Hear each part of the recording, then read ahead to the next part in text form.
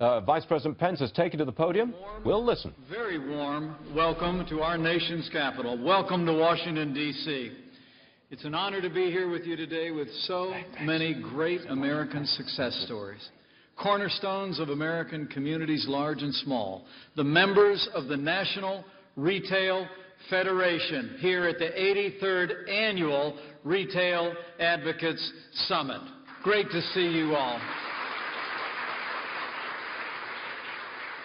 And I bring greetings this morning from a friend of mine who's a businessman and knows just a little bit about retail, who's been fighting every single day to unleash a new era of American opportunity and prosperity. I bring greetings from the 45th President of the United States of America, President Donald Trump.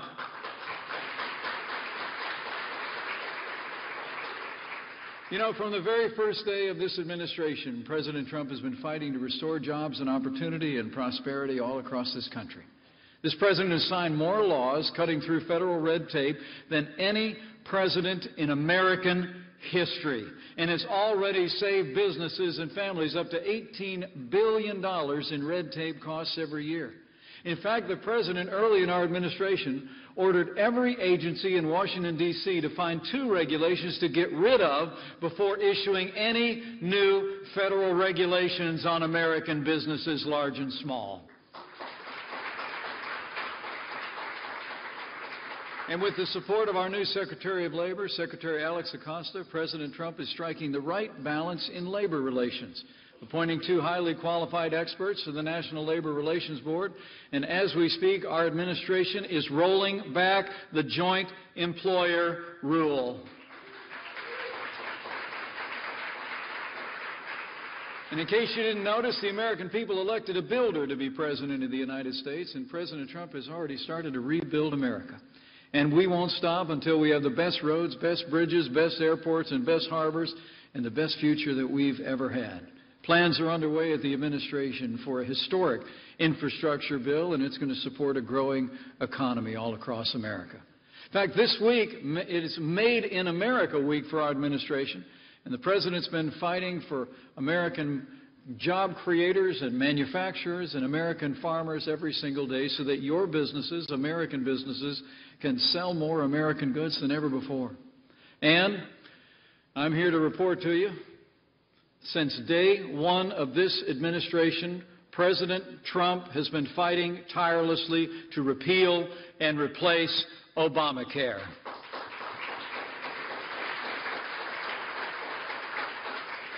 Every day ObamaCare survives is another day the American economy and American families struggle.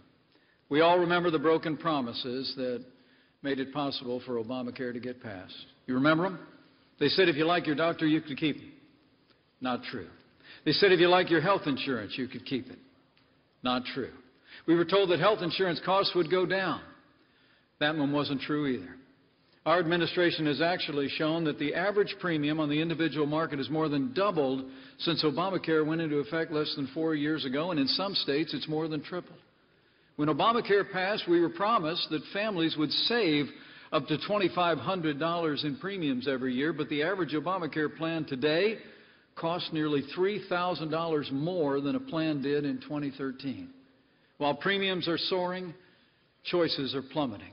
Next year, nearly 40% of America's counties, including 9 entire states, will have only one choice of a health insurance provider, meaning they'll have essentially no choice at all. And even worse, dozens of counties will have no health insurance providers whatsoever on the Obamacare exchange in 2018.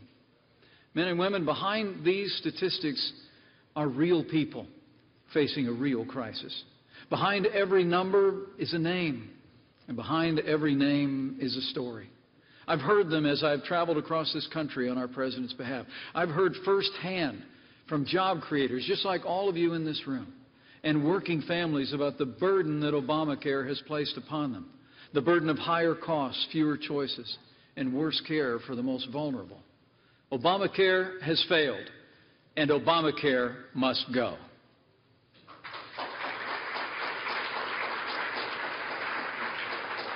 Now, President Trump and I are grateful for the efforts of Senate Majority Leader Mitch McConnell and the vast majority of Republicans who've worked so hard in the House and Senate to keep their promise to repeal and replace Obamacare. As the President said just earlier today, most Republicans were loyal, terrific, and worked really hard, and there are no truer words. But last night we learned that the Senate still doesn't have consensus on a bill to repeal and replace Obamacare at the same time. President Trump and I fully support the Majority Leader's decision to move forward with a bill that just repeals Obamacare and gives Congress time, as the President said, to work on a new health care plan that will start with a clean slate. You know, the Senate actually passed the very same bill in 2015 and sent it to President Obama's desk, and they should do it again. But to be clear, the Senate should vote to repeal now and replace later, or return to the legislation carefully crafted in the House and Senate. But either way, inaction is not an option.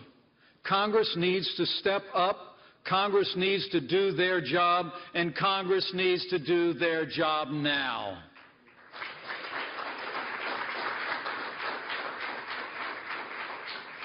As the President said with his inexhaustible optimism and determination, stay tuned. We will return. We will rescue the American people from the disastrous consequences of Obamacare and restore a health care system based on personal responsibility, free market competition, and state-based reform. That's the American way to meet the health care needs of the American people in the 21st century, and we're not going to stop fighting until we get it done.